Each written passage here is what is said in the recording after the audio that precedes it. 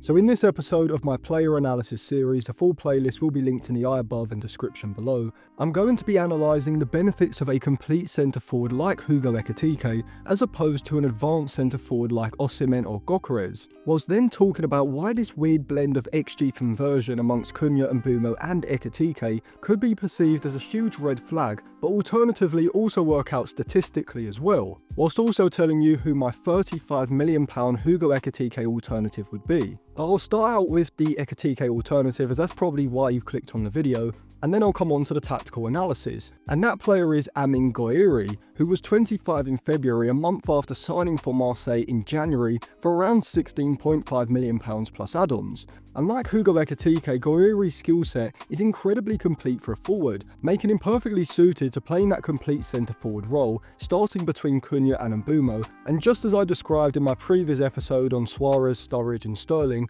which you can find in the playlist above, like Luis Suarez under Brendan Rodgers, Gouiri can be given the freedom to roam deep, pull wide, and break in behind into goal-scoring positions as well. Potential-wise, I'd probably rate Ekitike higher, but I do think Gouiri's potential is on the same level. And I would even argue that on proven current ability, Gouiri might not just be a better deal financially than Ekitike, but he might also be a better player currently. And when I show you his FB ref report, as well as analysing his goal-scoring ability, I think you'll get a clearer view of exactly what I mean, especially when I compare him statistically from the past 365 days with both Ekitike and Xerxes. But before I come on to that, a quick reminder, if you want to check out any cheap, good quality football jerseys, go over to jerseyfifa.co. They've got a variety of different current season and retro jerseys, including the new season releases for the upcoming season. They have got a lot of unique retro shirts, including this Manchester United 2006-2007 white away shirt with Ronaldo 7 on the back, which they did actually send me alongside this Zinedine Zidane Juventus shirt from the 1990s.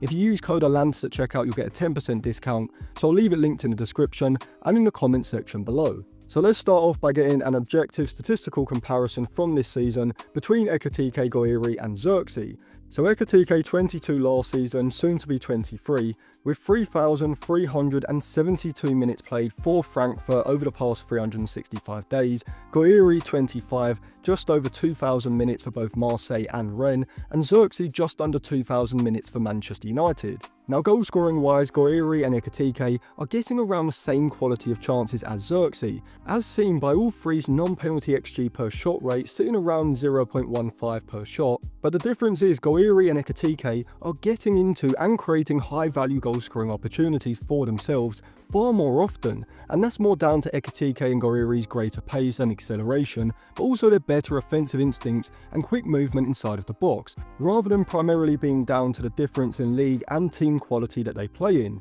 Now in my opinion, Xerxes' likely goal scoring return in the Premier League is always going to be more limited than other centre forwards, likely around 10 to 12 goals, purely because of his lack of acceleration and pace in the transition, which forces him to play more of a link man facilitator role in the attack, with the players around him and behind him providing the forward movement ahead and likely being greater goal scoring threats as well. Whilst Ekitike and Gouiri on the other hand have the ability to not only link play effectively when they drop off into deeper areas, but then also able to keep up with play, to then be able to break into the box when the ball gets into the final third, to then look to find a high value chance, which is primarily down to the difference in speed and acceleration between the three players. Now in terms of goal scoring, Gouiri and Ekitike, both from the eye test but also statistically, are significantly more of a threat than Xerxes is, although what you may notice is that whilst Ekitike records a non-penalty XG in the 90th percentile, with Gouiri's in the 80th, and Ekitike also recording the third highest total non-penalty XG of any player in Europe's top 5 leagues this season,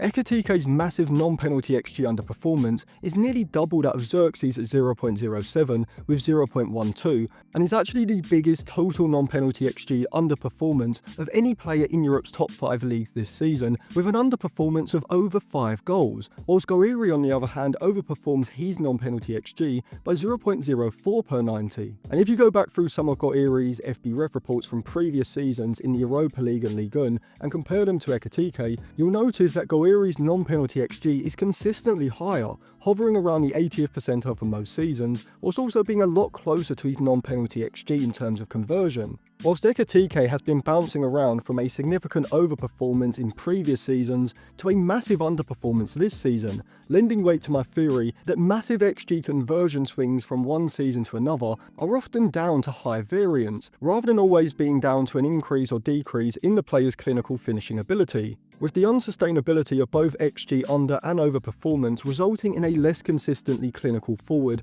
over the mid to long term, particularly from one season to the next. Now from the eye test, not just from this season, but also over previous campaigns at both Rennes and Nice prior, Guerri has not only showed a high level of positional understanding, offensive instincts and anticipation to frequently receive high value opportunities inside of the box, but he also has the technique, composure and the confidence to consistently convert those chances as well. Whilst Ekitike's shooting technique in contrast can often be a lot less focused and often can be far too loose, nonchalant and overall erratic, leading to a Darwin Núñez-like all-or-nothing shooting style, which leads to a lot of inconsistency and a high level of variance from chance to chance, game to game and even season to season. But this is where having a greater statistical understanding of the game can allow you to interpret these metrics as a combination to find any potential red or green flags with the front three as a stylistic fit. See, whilst this season in the Premier League, Mbeumo and Cunha massively overperformed their non-penalty XG to an unsustainable level,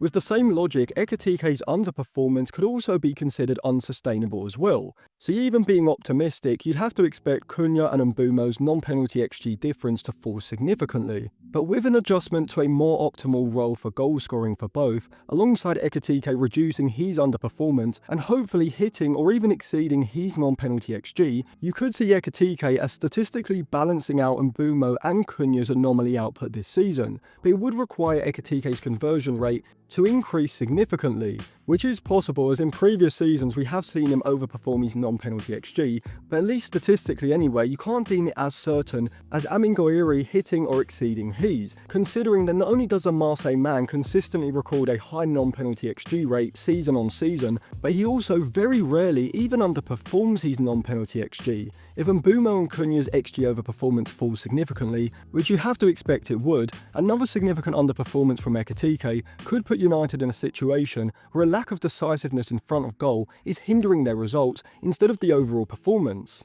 With all three of Mbeumo, Cunha and Ekitike in United's front line seeing a significant decrease in their goal-scoring output from this season into next. However, if Ruben Amorim manages to significantly increase the quality and quantity of chances that Cunha and Mbeumo can receive, and they are able to continue to pick up goals here and there from long range, and Ekitike returns to his usual XG conversion rate, hitting his non-penalty XG or even overperforming it, then I think you could have a front three that's capable of hitting 40 to 45 goals in a league season, spread evenly over the three forwards. From the eye test, you can see that Amine Gouiri is a highly technically efficient forward, capable of sharply dropping off from the defender on his back towards the ball, from where he can receive an incisive pass through the centre of the pitch, and with one or two touches bounce the ball off to a player in behind, link in play before then quickly looking to spin off in third. Now if we look at this particular goal scoring graph of all strikers 27 years old and under in Europe's top 7 leagues this season, with non-penalty XG on the x-axis and non-penalty goals on the y, we can see that Gouiri, like Lookman and Ferran Torres, is not only recording a similar non-penalty XG rate to Alexander Isak,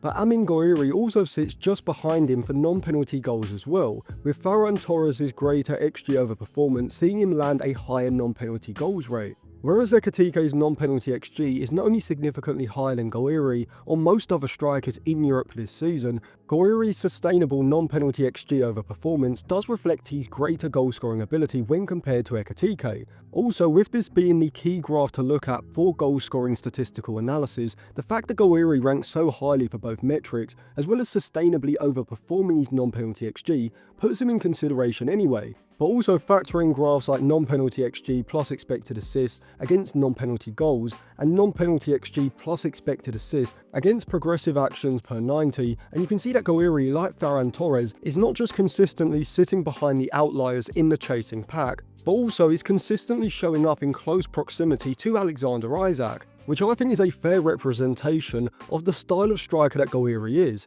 someone who could be used in any of the three roles across the front three, having a highly complete skill set both from his eye test attributes like his link play, technical ability in congested areas, decision making and shooting ability, but also through his goal scoring, chance creating and ball progressing statistical metrics. And I think this is exactly the type of skill set that would work well with Cunha and Mbeumo, with Cunha and Gouiri able to fluidly interchange on that left side, opening up space for Mbeumo's movement in behind into central positions. But unlike Ekitike at present, Gouiri has the composure and technique inside of the box to be highly efficient when converting the XG that his movement, offensive instincts and decision making has helped to create. Gouiri's age profile likely priced and my valuation of between 35 to 40 million pounds, which alongside his salary package would make him less than half the PSR cost of Ekitike, as well as the fact that from the eye test, tactically and statistically, he ticks multiple different boxes for the style of centre forward that Amorim would need in order to implement a positionally fluid front three with Cunha and Mbeumo.